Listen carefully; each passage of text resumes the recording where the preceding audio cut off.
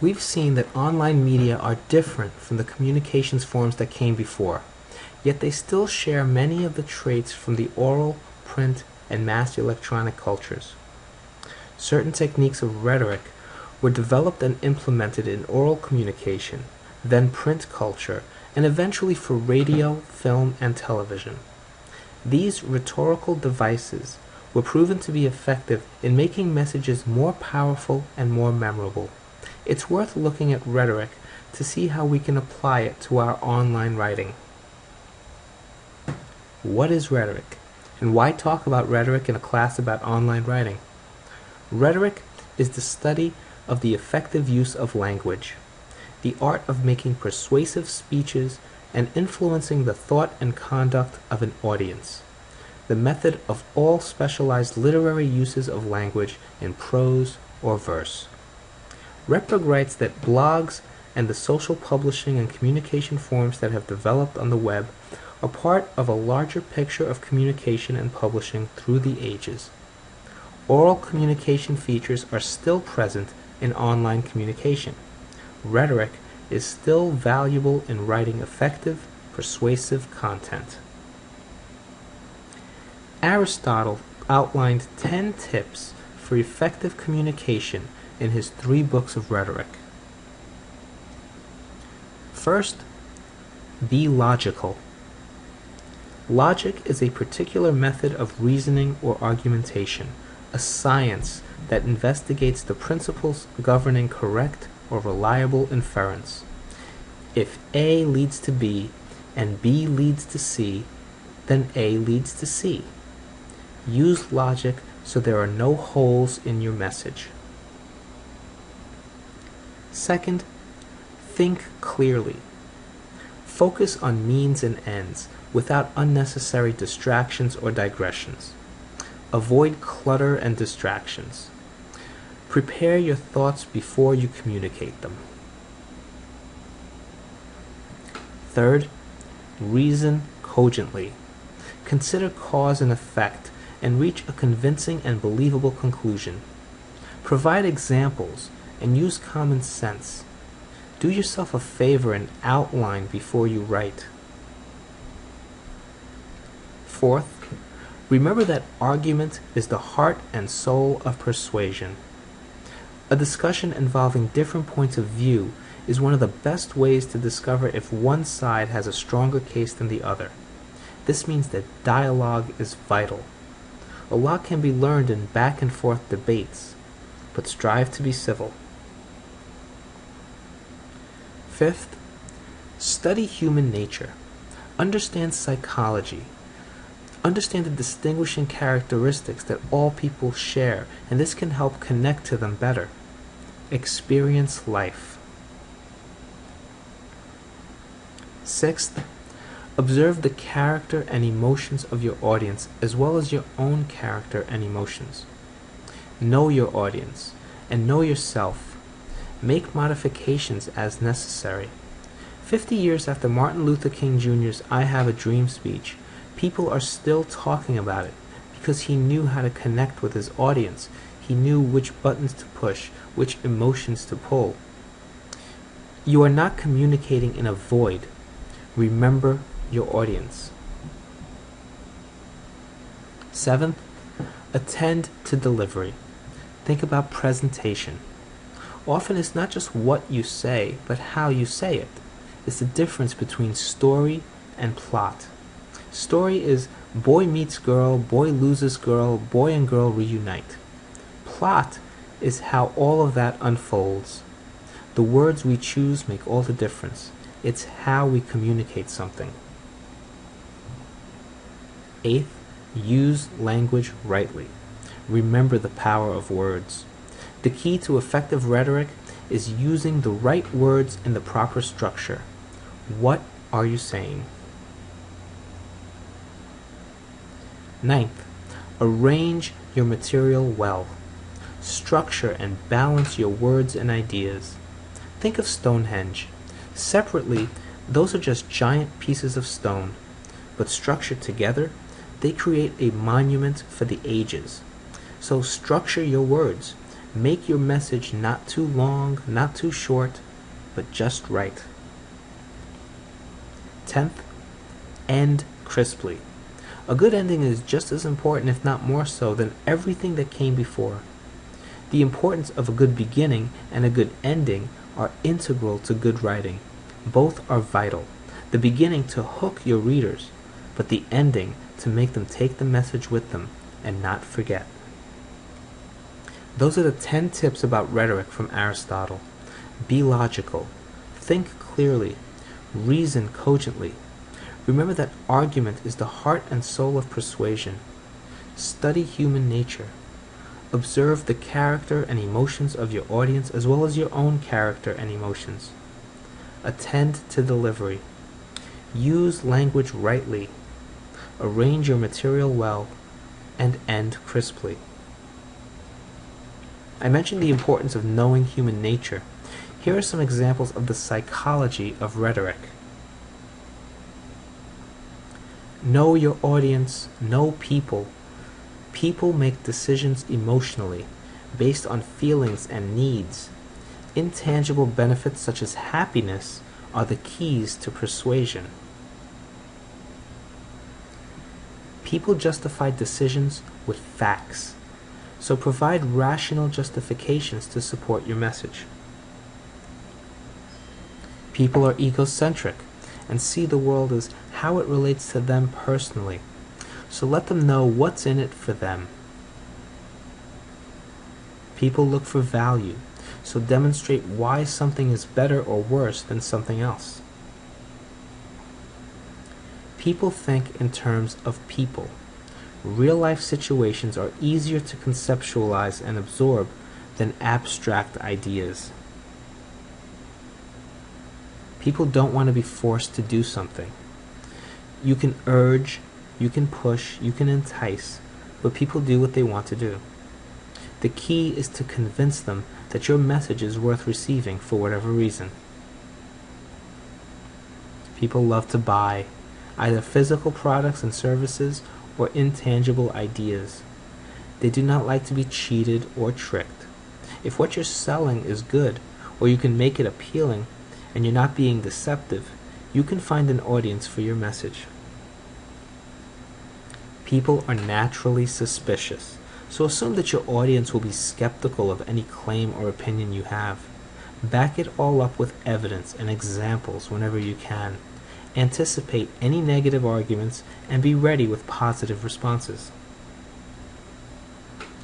People are always looking for something, whatever it might be, so there will always be an audience for what you have to say. Find a way to say it that will get their attention. People want exclusivity. People like sensory experiences. They want to see something, hear it, smell it, taste it, feel it. Even if only through words, do everything you can to satisfy your audience's imaginations. People follow crowd. While the majority is not always right, it never hurts to support your message with testimonials from others, examples of others who agree with you, and so on. There are different strategies, different angles for how to tell your stories. Here are some strategies for using rhetoric in writing. Exemplification. Provide examples to help support the purpose of your message. Description. Detail sensory perceptions of the person, place, or thing you are writing about. Narration, my favorite. Recount an event you are describing, making it an interesting story. Process analysis. Explain how to do something or how something happens. Comparison and contrast. Discuss similarities and differences. Division and classification.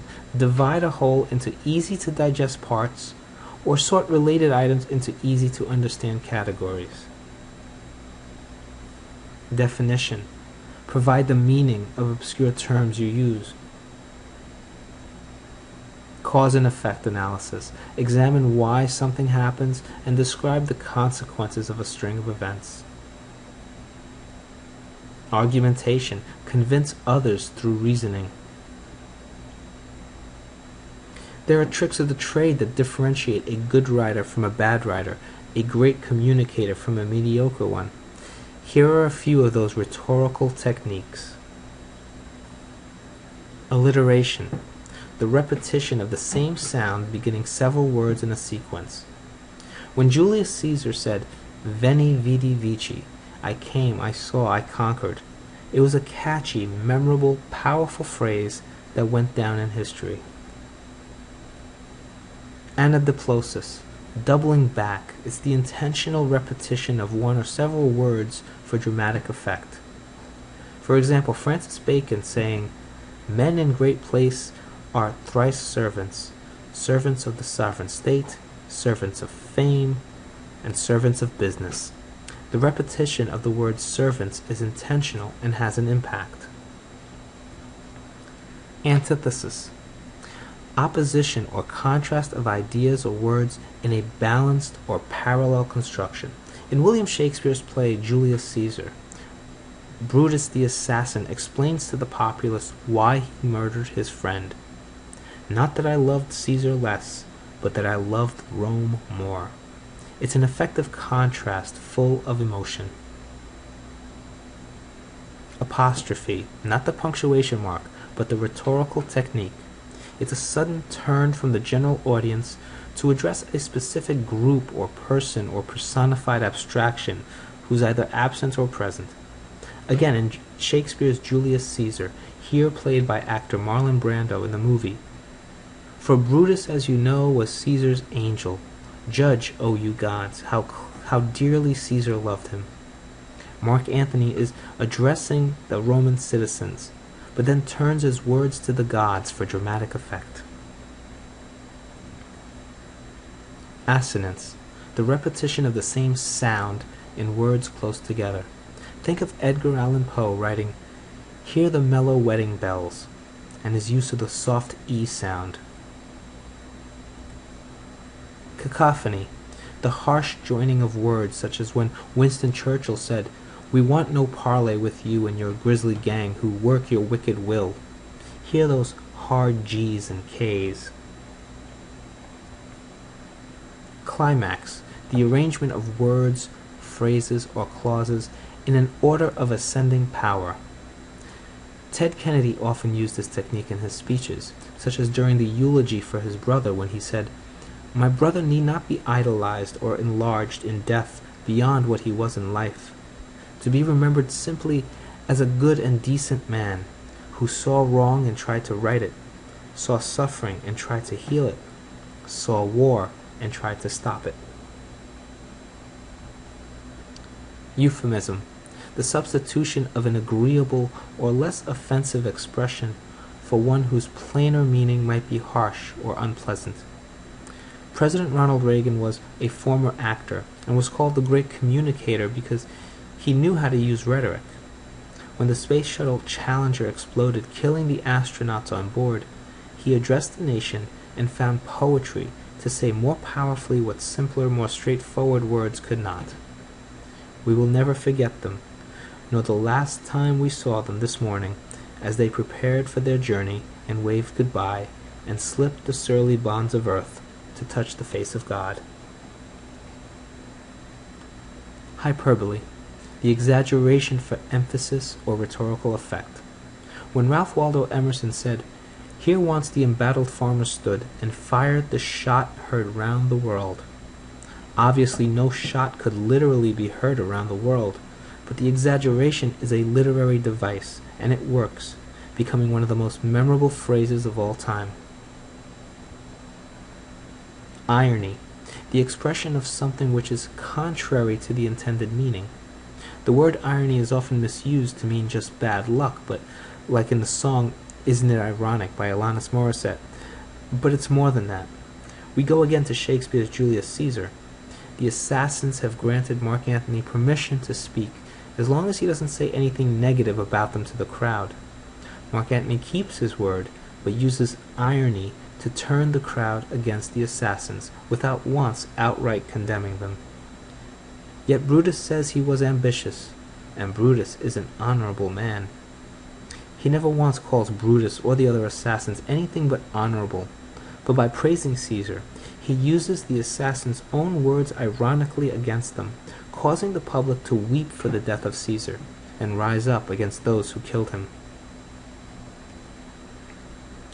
Metaphor, the implied comparison achieved through a figurative use of words. Here actor Orson Welles is in Shakespeare's Macbeth, comparing life to a lowly actor who fleetingly appears in an insignificant role and then disappears, forgotten. Life's but a walking shadow, a poor player that struts and frets his hour upon the stage and then is heard no more. How much more amazing is that than merely saying something like, life sucks. Onomatopoeia, the use of words to imitate natural sounds. Robert Browning wrote, "A tap at the pane, the quick sharp scratch and blue spurt of a lighted match." You can hear the glass being tapped. You can hear the match being lit just by the words Browning uses. Oxymoron, the apparent paradox achieved by the juxtaposition of words which seem to contradict one another. Actor Laurence Olivier in Shakespeare's Hamlet says, "I must be cruel only to be kind." In other words, I'm doing this hurtful thing for your own good. It's an effective oxymoron. Paradox, an assertion seemingly opposed to common sense, but that may yet have some truth in it, such as when George Bernard Shaw said, "What pity that youth must be wasted on the young." Personification, the attribution of personality to an impersonal thing. Lord Nelson said, "England expects every man to do his duty." England is a country, not a person. It has no expectations. But the phrase is still an example of rhetorical brilliance. Simile, it's an explicit comparison between two things using like or as. Robert Burns, for example, saying, "Oh, my love is like a red, red rose." Those are just some examples. Use rhetoric in your writing. Make your words elicit the emotion and reaction you desire from your audience. Make your words and phrases matter so that readers won't want to skim but would rather want to read every single word because you have them enthralled, captivated by the message you are sharing with them.